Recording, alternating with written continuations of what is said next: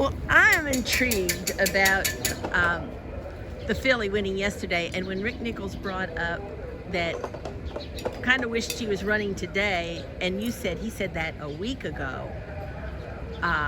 So that is intriguing. You have won the Belmont with a filly in one of the really great Belmonts ever.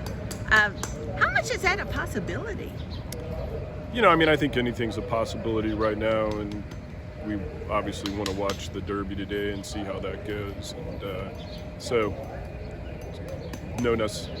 it's not necessary to commit to anything. And first and foremost, we'll monitor the filly and how she bounces out of the race, and we'll give it a little time to digest, and then we'll come up with a plan. Yeah, but not ruling it out. I mean, not saying no, we're going in a Grade 1 filly race at Belmont. I don't think we're going to rule out anything and leave all of our options open. And like I said, focus really on how she's doing before we think about anything like that. And I'm guessing the Preakness though you're not a kind of a Preakness kind of guy unless you had the Derby winner or a horse that didn't run in the Derby. The timing. Yeah. Coming back in 15 days is probably not what we would do. Like I said, I don't want to rule anything out or commit to anything, but that's not our normal MO with any of them. Every win like that is special, but you all just seemed there was just sort of a aura with you and Rick Nichols yesterday, and the emotion of Sheikh Hamdan's passing, not long before she won the Ashland, and then and you were saying how much you hadn't trained from that long, but you saw how much everybody revered Sheikh Hamdan. Could you sort of talk about that? Well, I've only trained for Shadwell for a little over a year, but my good friend Karen McLaughlin trained for him for a long time, and always told me what a special man he was. And then when I got to know some of the other staff at Shadwell, like I said, it's very rare that you have a team together that just adores their boss like that team did, and just everyone spoke about what a great horseman he was, what a great person he was, and I regret that I didn't get to know him better. That was an interesting story that Rick was telling when Sheikh Hamdan would be at the sales, that if he liked a horse, they called it a thumb licker. He did not need to look at him very long, and the consignor thought that he didn't like the horse, but he could make up his mind really quick, and I guess this was a filly he really liked. Yeah, I mean, they tell me that he was a true horseman, a great judge, and so I thought that was an interesting story. That's the first time I'd heard that, but it is interesting. Sometimes when you see one you like, you don't need to look long, and it sounds like that was the way he did it. You had a lot of interest in her because you trained her dam, Dreaming of Julia. You were there was a partnership that you were bidding on, trying to buy her at the sale. Tell that whole story about trying to buy her, wasn't able to buy her, and you figured the horse would go to Karen, but in your words. Yeah, no, I mean, she was my number one selection at the September sale that year, and the most of the guys that I were buying for were mainly focused on colts, and we knew that she would be an expensive filly, so I was kind of trying to put together something to get her. And then when we came up short, when I got back to Belmont, I saw Karen McLaughlin, and I said, "Are you going to get that Dreaming of Julia filly?" And he said he thought that he would. And I told him, that's awesome. I love that filly, and so that's kind of the way it worked out. And when Karen decided to retire from training, and I was lucky enough to pick up the Shadwell stable, she was on the roster, and so I sort of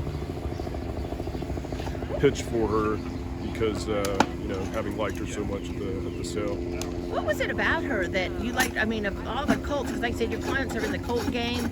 You liked winning the Derby. What was it about her that you liked her better? She was, to me, was a beautiful yearling. She had a really good walk. I knew how good the dam was. Had a lot of luck with Curlin as a stallion, and so she was just one of those that I just really liked, and everything about her. Interesting, you said you had a lot of luck with Curlin, and of course that's who Rags to Riches beat in that dramatic Belmont by a head, I think it was. Let's talk about the race. Okay. She won by, I think the margin was a neck. But Right. I get the impression you don't think that there's more there. If you're you're talking about her. You know, she's a filly that likes a target, and you know, to her, when she identifies a target, she wants to go get him. But once she gets him, then she thinks the game's over a bit. So Johnny said when he asked her, she got to that filly so quickly that as soon as she got there, then she sort of idled a little bit. So, you know, it was hard to appreciate watching it. But Johnny's comments, you know, he indicated that he was extremely confident that he had more horse underneath him, you know, down the stretch. Were you extremely confident watching the last 8 miles?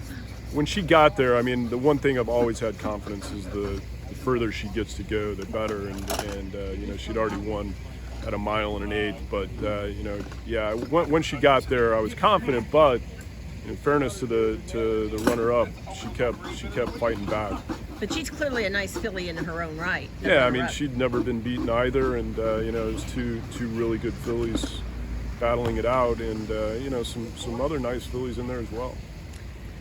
So, speaking of confidence, you expressed confidence all week that your horses are, your 4 Derby horses are doing as well as they could be doing, and just let the gates open and see what happens? Yeah, I mean, I feel like we've had a, you know, good preparation for it, like the way they've breezed. We've been fortunate that everybody's come into it well, and so now you, like everyone, need a little bit of racing luck and some good trips. And the one thing I feel good about is, as a group, I think they're all well bred for the 1.25 miles, and you know, getting the opportunity to go that far for the first time. What are the chances that you would draw the rail and post 20? Mathematically, I'm not sure. I guess I had a 4 in 20 chance of drawing one of those. So, yeah. So, which is more problematic, if either, do you think?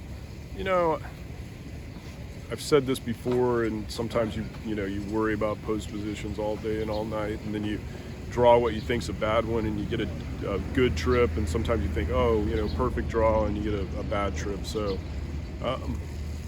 focus on the things we can control. We'll try to make the best of it.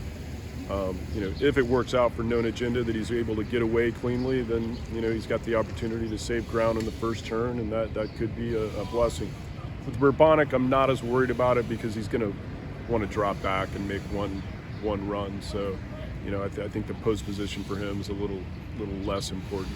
I was eavesdropping when you were talking to DRB, and you said you talked to Scott Jordan about the one, and what is he telling you, the starter, Scott Jordan? You know, with the new starting gate with the 20 stalls replacing the old 2 gates with, you know, 14 and an auxiliary gate with 6, allows more room on the rail. So Scott Jordan indicated to me that there's about 15 more feet than there previously was, and that's significant because with the auxiliary setup, horses would break, and literally, if they didn't move out, they were going to run into the rail. So now you get a straight run, and we don't have to worry about that part of it.